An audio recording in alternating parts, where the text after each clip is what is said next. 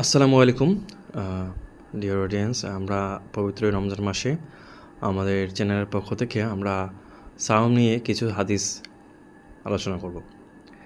সহিহ বুখারীর হাদিস হযরত সাহাল রাদিয়াল্লাহু তাআলা আনহু থেকে বর্ণিত।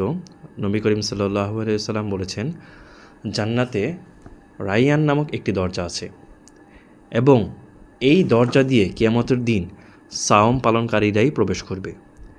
তাদের ব্যতীত আর কেউ এ দরজা দিয়ে প্রবেশ করতে পারবে না। তখন ঘোষণা দেওয়া হবে, সাওম পালনকারীরা কোথায়? তখন তারা দাঁড়াবে এবং তারা ব্যতীত আর কেউ এই দরজা দিয়ে প্রবেশ করতে পারবে না। তাদের প্রবেশের পরই দরজা বন্ধ করে দেওয়া হবে, যাতে করে এই দরজাটি দিয়ে আর কেউ প্রবেশ না করে।